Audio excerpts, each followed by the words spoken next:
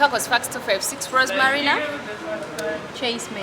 Tubala tuingiddewo obawa information enjawulo wabula nga leero tuze n'ensonga za mutima love zone mwena abali mu laavu gw'oli mu laavu nga yatugaba nenkutumidde ku mukwano zasinga obbagala naye nga olunaku olwaleero tugenda beera nga twogera ku nsonga ez'omutima but nga tetunabagenda wala njagala sooka bategeeza abatisamu ensimbi beba high level travel agency nga ku ssaawa eno oba nga kye balina mu mwezi ogw'omusanvu balina tulambule tulambule mu mwezi ogw'omusanvu ennaku z'omwezi nga 9 paka ennaku z'omwezi nga 11 genda olambule nabo obeere ng'otwalako omwagalwawo out mugendeko out covid abadde w'amaanyi mwenyigidde mwetwaleko out mubeere nga mukola ki nga mukyakala nga mweyagala sente ensaamusaamu wabula obeera oyagala okumanya ebisinga ku nze byembeera nkwadde genda ku facebook page yabwe eri higher level travel agency oba whatsapp yabwe oyogerezeganye mulabe ku bya sente ebyo eri enamba yabwe eri 0788751454 Tracy olunaku lwaleero tugenda kwogera ku bantu abacheatinga mu relationship oli nga ye tatuula tasobola beerako nga takoze eki tafunyeko kalyako kali golooza why do people cheat abamu bibansikirano mbu kyabyakika nga bijja bimulondoola bambi nga ye ng'omuntu talina buzibu naye nga ndooza ng'ekitambo ekiryo nekikukwata kimukwatirawo nagamba naye kampiteyaako olumu naye most cases lwayiseeyo tebamukwata tulaba anyways mbadde simanyi nti nalina okukitinga nako bakola ki bakusikira okujjako mu kika ky'abatrosi agamba oyo nno mwenzi nga kitaawe nga tatawe jajjawe yali mu mwenzi tatawe najjanga naye nga kale living that aside kiyinza obba kibadde just for a joke naye mainly lwaki abantu bakiitinga ways bapartners baabwe engeri gye babayisaamu oyinza obbeera awo ng'oyagala omuwala naye because of too much love nga laba omwagala niyo natandika okudisrespectinga takuwa kitiibwa mugamba njolezaako sijja enjala zange ebiki anti be batuwa sente z'enjala they end up ng'agenze ewalala fine ayinza obutagenda wooli ng'agenda amuwasa naye just to pull him down nagamba kangendeko munnange ewa Rose you want to mean some people cheat nti waliwo omuvubuka asobola ogenda nafunika side chick naye nga gwe asigadde okwagala just ng'oli afunye yes because okucheatinga tekitegeeza nti omuntu takwagala wabeerawo abantu abamu oba olina otereezaamu it might be respect oba mu behaviors manners ng'olina kwetereezaamu bakale nga mu nsonga ezimu ez'omukisenge nga tomukyamula bulungi naye nga tekitegeeza nti okay ku nsonga ezo ez'omukisenge there are some relationships ng'omuwala tafulfilling nga kyalina fulfillinga. But before I go to that, do girlfriend and boyfriend have to have sex? Baino banga begata. Yes. Mukwano ebyo byali byadda. Ebyo kwanga tebegata. Mbu boyfriend girlfriend teri kukona ku gundi cause simanya constituency. Teri jikwata. Byali byadda mukwano kati you're not going to be with someone oli sentence. Akweze. Akwechi. Ate ng'omugamba musimanya tesooka ogenda okyali anti madde manyi nti mugenda kwedatinga mugende mu courtship abatali basiramu baba bakitegeera kyenjogerako mugenda mu courtship ne mumala courtship then ne mutuka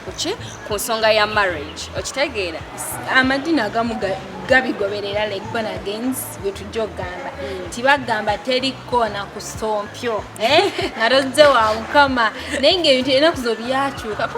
bakristians bonna bakikolawo because ogenda ng'omanyi ogenze ku embeera zikyuka sometimes ogendayo nga tokisuubira and it just happens because wabeerawo feelings bring everything okitegeera okay kati point gye bane njagala leeta okubuuza nti girlfriend and boyfriend bakkirizibwa banga bakola ki bakwata ku constitution so kyemanengezaako okuleeta point okuleeta eyo yokwata constitution kyagala ogamba nti abakyala like guys nti agenda okucheating abanoonya girlfriend wekyatamu nti mulimu omuwala gyogamba ye I'm going to date you naye sigenda kukola ki I'm not going to give you my code togenda kundaba togenda kunkwatako wabula tujjako makubuno obuntuntu obutonotono naye wetutuuka mu ziri ensonga enene like sleeping with you sijja kukola ki obeera nga mukwano gwange oba toli girlfriend wange kati nkyegezako kubuuza I have fellow nina abawala I'm a guy, nina abawala mikwano jange. But you kiss. You're just like even my sister because sister wange. Your sisters kiss? Yes. on the lips. Tuyakyuka zino sistange so omutekamu enja so omutekamu enviri but church twawulo okugamba nti sistange kabu esonyiwe nonyeyo omwana w'abandi kati oba tokyali ki ngamba bugambi mbi esonyiwe when I reach time of marriage ndyokendeete because major thing mu relationship yonna marriage ebeera sex. Si marriage ngamba boyfriend ne girlfriend kyemugezako kubuuza Tracy nti abavubuka abamu do they cheat just because aba anoonya girlfriend we kyatamwa nti girlfriend we tamwa sex kwe kugendako nagamba nti kangendeke wa Tracy tamwa sex kangendeke wa Rosalie willing okola ki kuba tulabe nze nina relationship zenzize ndaba ng'oli ayina girlfriend we nenga agenda kebbali nenga ye ensonga jawa nti girlfriend we takola ki tamwa kyayina muwanga girlfriend eyo nayo nsonga ekwendesa abeera amwagala naye girlfriend waba tali ready to have sex with him nga amugambye tutwale like some period of time ajja kirespectinga agambe okay engeri ono gyemwagala gyengenda omufula mama w'abaana let me go look for someone else ngenda okukima and some they are direct namugamba mukwano naye omuntu wange so if you're ready to provide me with this tugende maaso okitegeera naye nga reason lwaki bakitinga they don't cheat because of sex wabeerawo conditions nti maybe omwagala wamugambye I'm not ready this time mpamu time okitegeera cause nalyoka agenda iwe nasalawo agenda anoonya agenda omuwanze kyemugambye alindeko kwenda tekiva ku sex kubanga I think kyekimu nonagenda warozi kyekimu nonagenda kyekimu so I think ziba behaviors za muntu ezireetera abantu nti mpisa za muwala zazigenda oletera omuvubuka kitinga mampisa kuba n'abawala bakitinga tuleme kukyekosiba ku balenzi bokka n'abawala tuzze tulabanga ayinza obbanga ayina guy naye nga tuve ku kino ekyogamba mbu nze simanyanga nina owenjala nina owengatonno mulimu kiri ekiba serious naabanga alina boyfriend amuwa buli kimu kyeyeetaaga si nti buli muwala aba n'abavubuka nga bataano naye asobola oba ne boyfriend omu ng'amuwa engato amuwa enjala amuweza enviiri amutwala out amukolera bukimu naye naafunayo omulala kale to the side of girls nyinza okugamba nti it's possible for a girl to cheat for sex because agenda abalenzi balina engeri mukama gye yabakola agenda kuba maybe guy we tamala oba wa one round so girls your reason asobola abanoonya satisfaction kubanga abakazi abasinga bebasinga okukikozesa ekyo tigundi tamalako gundi tamalako so to them kiyinza obeera okay because I saw Ben omusajja nga alina sente amuwa buli kimu esi n'omusanga nga alina why don't you talk to your guy n'omugamba nti munange sweet whenever we do something I don't get satisfied reach to yogera naye before you going cheating nti ebiseera ebisinga bakyali bano tebaagala babu they think they know okitegeera gwe newonaakola ekito jagamba mwana demo enkataala they think they know more so tolina ngeri najjo omutandikamu okitegeera yeah kati kucha girlfriend oli asobola cheating just because girlfriend amugambye I'm not ready for sex tulinde koko kati ate these people who are married nabanga ina girlfriend nga ina mukyala we nga fine a girlfriend tukitegeera nti oli asobola omwala asobola okugala naye muli bafumbo kitegeeza if you're married kitegeeza ebintu mubeera mukola ki mubirya kyekikufunisaayo akawala akebbali ate mustaba n'omu asobola omuvubuka ng'olaba nga alina abawala nga basatu oli nagamba nze nina gundi nagamba nze ninayo ka piece ko wenkagambira wekakyusiza okitegeera kati kyekyo ekimusindikiza obba nga afunayo piece ekyana afuna Grace ekyafunye Joani different people abantu abasinga eba age ogende ku marriage naye waliwo abayingira marriage wendala they are not ready some things nga tebabikola bali mu kunoonya ssente abalala bali mu kusoma kati ng'emu tebabikola so ne batuuka mu age mwe balina okusetolingira ate natandika okugamba nange kankoleko ku kino how does it feel to be with 3 girls how does it feel to sleep with more than one guy okitegeera ye mbagala okebera kyanjawulo kyekirimu ekiri ku mwero ku muddugavu eyakyalira ensiko abeera atya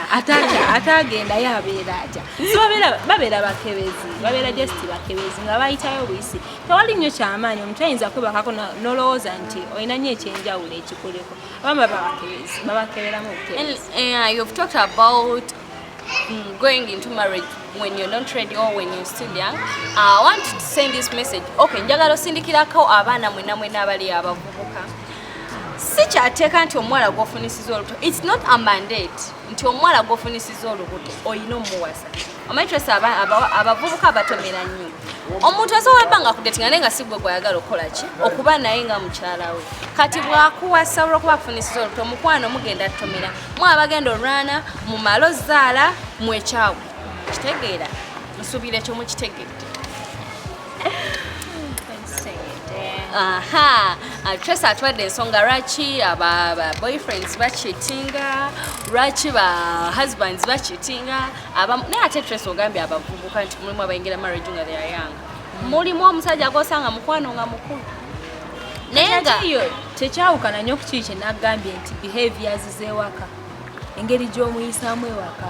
tekibaleetera okukyuka naga musajja nga yakyuka naye nga wakomawo mutunuulira butunuulizi olwokuba ozadde zadde you think he does not need that hug anymore.